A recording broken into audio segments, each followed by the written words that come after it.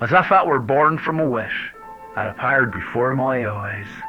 That damn cheese Danish I've been avoiding all week. That little shit had been following me, scratching at my attention from its seat in the back of my brain. God, what did I want it so badly? Fuck it, I finally said. The lass behind the counter gave me a rightfully confused look. Sorry. I've been trying to avoid sugar, but that Danish behind the glass keeps eyeing me. Let me get one of those, please. Sure thing, sir. As her hand reached for the Danish, seemingly in slow motion, I heard the cloud of voices swell behind me into a loud commotion of sorts. One of the other baristas had turned the TV volume up to a level far beyond my personal preference. No more than 4 months after the US's surprising move to pull out of NATO, US President Haig has announced the beginning of the United States and Russian alliance of trade and commerce. Unprecedented news here. Historic. Aye, this was big news, but I couldn't have cared less at the time. I was working in London. On a work trip, one could say. I was looking into a particularly interesting case about two men who had witnessed an anomalistic event. One had died, and the other was being interrogated by MI6. Now, DJ2 didn't tend to interfere with such ordeals, but my boss had a vested interest in anomalistic studies. He swore by his own account that he had an experience worth writing a novel about. As you can assume by this confidential journal, this was an off-the-record tasking. He had helped me get back on my feet after my divorce. That said, I owed him a favour, and the bastard finally called it in.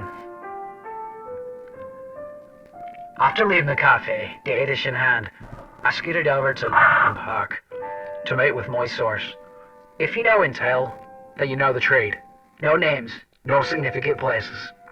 So, do understand that though I'd be blowing the whistle, my only aim is to put truth to ink, so to speak. Anyone who I deem innocent or uninvolved has their privacy protected. Got a problem with that? Then you can stop reading right now. Where was I? Right. I'm back with my source, and what follows is an accurate retelling of the events that led to this document being written and read or heard by you, whoever you are. For both convenience and security, I'll refer to my source as Farah. Janie, it's good to see you again. I never thought I'd see you involved in such an obscure case, as it were. Truthfully, I was expecting to meet with Donnelly well before I'd even so much as heard your name again. How are you? Not so bad.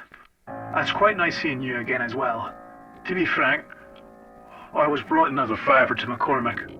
I owed him one, and he called it in. Well, shit, that says quite a lot, doesn't it? Let's get right to it. You've got questions, ask away. Clarence won't be an issue, will it? Potentially. Please, proceed. All right. I read what the whistleblower put out. Scary stuff. Strange stuff. How much of it was shite? I'm assuming not much if MI6 is actually interrogating the poor lad. I tell you, it's all true. This thing seems to be one of a kind. But the phenomenon isn't. Odd occurrences like this keep popping up. We actually got word of an even more horrifying event, if you can believe it. It happened right in Bangladesh. Some kid even caught it on tape. I don't mean to cut you, sweetheart, but this task has a hard time for completion. The McCormick made it seem like that time direly needs to be met. I've a huge favour to ask of you. By all means, sweetheart. I need 15 minutes alone with him. I know it's a huge ask, but Done. Well, that wasn't much of a mountain to climb. I'm guessing I owe you a favour as well. Yes, you bloody well will. Don't worry though, I'll call it in much later. Oh, but only a bite of that Danish. No doubt it's from Maggie's. They make a proper good one. Aye, you'd be doing me a second favour by taking that thing from me. You see, when this is all said and done, I'd like to do some proper catching up. If you're not too busy, that is. I'd like that. Though, don't think I'm an easy date just because I've got a little bit of history. I'm on to you, Jamie. We'd expect nothing less, darling.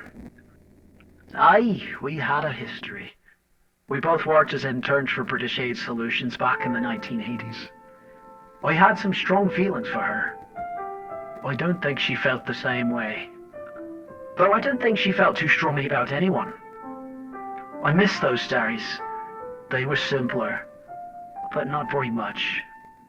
After graduating, Farah was picked up by MI6, and myself by DJ2. Turns out the internships were how these agencies sought out their new recruits. And as of writing this, that is still the case. Farah guided me to the SOS building. It had been years since I'd seen it. So that feeling of being surrounded by its fortress-like walls was unforgettable. Nary a single company face was to be found. Yet the crumpling of Farah unwrapping that damn Danish kept my anxiety at bay. Farah never really returned it either, though she did rip off pieces to share with me, so I suppose I can't complain much. She was very much the type to borrow something and only give it back once she had her way with it. Not the type of person I'd care to surround myself if I had the choice. But a favour is a favour. We travelled deeper into the recesses of the detention halls, taking an elevator down several floors to where I'd meet the man himself. After stepping off the elevator, I asked, "Where the hell is security? I thought they were keeping an eye on him." We've been conducting everything remotely. You have really put out. No one wants to be anywhere near him. Except for you. Aye, except for me. Let me get in there. I'll only be a minute. Please, go ahead. She waved an ID card across the panel, causing the glass door to retract. I entered. Theo. My name is Jamie. I'm here at the behest of DJ2. I need to ask you a few questions about what you've experienced. I'd appreciate anything you could tell me. His eyes rose to meet mine. Vacuous they were. Heterochromatic too. What more could you bloody want? I put out everything I saw, everything I did. Leave me the fuck alone. Can't a man rot in peace?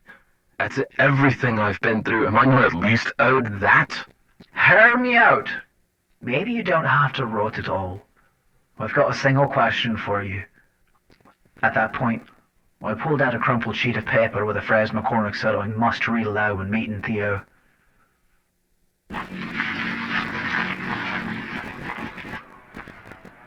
Where were you when the ancient dream was written? At an instant, Theo's face turned from sorrowful to solemn. His pupils enlarged, and I began to hear him speak. But his mouth wasn't moving.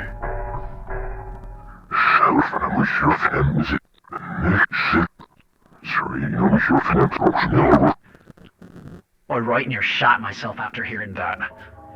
Whatever that was. Yet the voice was still in my head, making those sinful noises. Seconds later, I heard pounding on the glass door. Fire was foaming at the mouth, something fierce.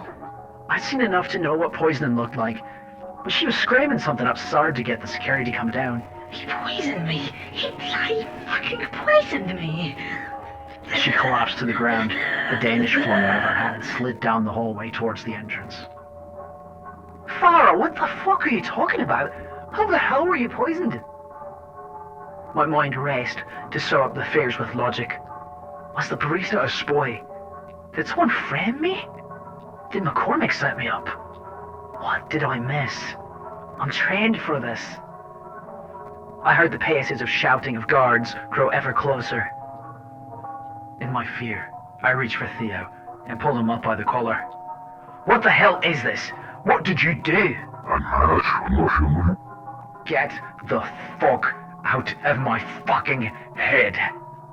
With extreme prejudice, I dropped him back in his chair, back in his cell. Just then, two guards slipped past the glass and tried to grab me. Don't fucking touch me! I didn't do a damn thing! Don't move. And if you're wise, I'd suggest you don't speak either. Clearly, this situation has already gone awry. I charged the two guards head on. A quick tussle ensued, yet I came out victorious. No, I didn't kill any of them. Nor did I poison Farah. For those of you who'd seen me dead and hung, this ain't a murder confession. The only thing I'll confess to is being a fool by trusting Farah. I was wrong to do that. But I won't be rowing that way ever again. I stepped over the guards' bodies and dashed to the elevator, to my freedom. In my wake, Farah lay motionless on the shoe-print copper tiles of the SIS dungeon, now spattered with flecks of her white, wicked foam. That's the last time I'm ever eating a damn Danish.